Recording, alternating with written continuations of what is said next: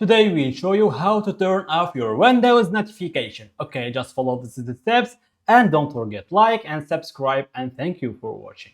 First, open your settings and go now here to your settings.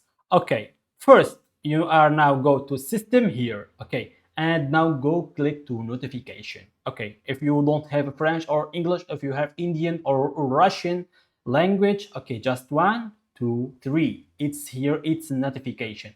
Okay, click, and okay, now we will find all of our notification from here to our PC.